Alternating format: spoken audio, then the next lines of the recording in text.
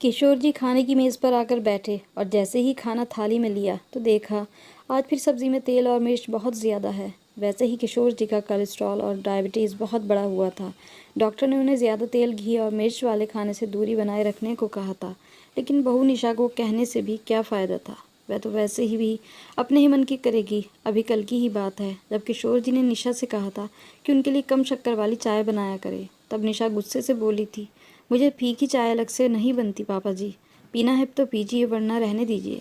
तब किशोर जी यही सोचने लगे कि चाय में तो करना ही क्या होता है, पहले मुझे कम शक्कर वाली चाय देकर फिर उसी चाय में शक्कर डालकर सभी के लिए मीठी चाय बना सकती है बहू, फिर भी मुझे अलग चाय नहीं बना कर देती। फिर तो सब्ज़ी और दाल तो मेरे लिए अलग बनाना बहू के लिए नामुमकिन है। किशोर जी ने जैसे तैसे खाना खाया। मन में तो आया कि कह दे कि बहू मेरे लिए अलग खाना बनाया कर, मगर निशा के गुस्से को सहने की हिम्मत अब किशोर जी में नहीं थी, इसलिए थोड़ा सा खाना खाकर उठ गए। थोड़ी देर में बेटा सुमित भी घर आ गया। उसके आते ही किशोर जी बोले, बेटा मेरी पेंशन के पैसे भी अब तक आ गए होंगे, मुझे डॉक्टर को दिखा दो। डॉक्टर ने हर महीने रूटीन चेकअप के लिए बुलाया है। पिछले महीने भी कोलेस्ट्रॉल बहुत बढ़ा हुआ आया था, इस बार भी न जाने कम होगा या नहीं। जैसे ही बहू निशा ने किशोर जी के मुंह से ये बात सुनी, वह अपने कमरे में आकर बोली, पापा जी इनके कोलेस्ट्रॉल बढ़ने का ठीकरा भी मुझ पर ही फोड़ना चाहते हैं। सुमित, इनका तो यही काम है कि बैठे बैठे सभी पर इल्ज़ाम लगाते हैं। लेकिन मैं कह देती हूँ, यदि इनका ऐसा ही रवैया रहा तो मैं मोनू को लेकर हमेशा के लिए अपने मायके चली जाऊंगी। सुमित भी निशा की बात पर मौन रहा। किशोर जी समझ गए थे कि वे अब बेटे बहू पर बोझ बन चुके हैं और वे नहीं चाहते थे कि उनकी वजह से निशा मायके चली जाए। इसलिए अगले ही दिन उन्होंने अपने कपड़े पैक किए और अपनी बेटी सोनिया के घर रवाना हो गए।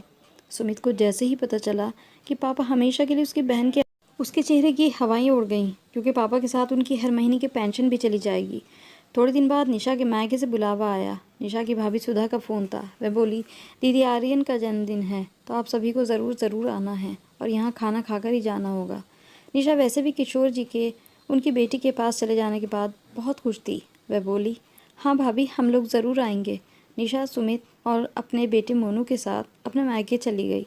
जब वे रसोई में पहुंची तो देखा 2 अलग अलग पतीलों में खीर चढ़ी हुई थी और सब्ज़ी भी 2 अलग अलग बर्तनों में थी। वे बोली, भाभी सब कुछ 2 अलग अलग बर्तनों में क्यों बना रही हो? सुधा बोली, दीदी आपके पापा को डायबिटीज़ है, इसलिए उनके लिए कम मीठा और कम मसालों वाला सब कुछ अलग बनाती हूँ ताकि उनकी सेहत ख़राब ना हो। अपनी भाभी की ये बात सुन निशा को अपने आप पर शर्मिंदगी महसूस हो रही थी, क्योंकि उसने उसके ससुर जी के साथ कैसा बर्ताव किया था वह ये बात जानती थी। सुमित भी बाहर निशा के माँ पापा के साथ बैठा था। उतने में निशा का भाई राकेश वहाँ आकर बोला, बाबूजी ये लीजिए मेरी इस महीने की तनख्वाह। और फिर दोनों बाप बेटा दोस्तों की तरह बात करने लगे। सुमित यह देखकर सोचने लगा कि वह है जो अपने पापा की पेंशन तक के पैसे अपने पास रख लेता था और कभी उसने अपने पिता के पास बैठकर दोस्ताना व्यवहार ही नहीं रखा। बेचारे पिताजी कितना अकेला महसूस करते होंगे अपने आप को। खाना खाकर दोनों पति पत्नी घर आ गए। दोनों को अपने किए का पछतावा था, इसलिए दोनों दूसरे ही दिन किशोर जी को लाने सोनिया के घर पहुंच गए।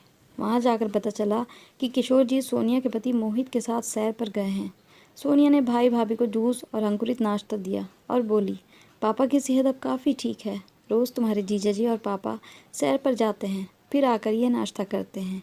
निशा और सुमित शर्म से ज़मीन में गड़े जा रहे थे, क्योंकि उन्होंने अब तक पापा के लिए ऐसा कुछ भी नहीं किया था।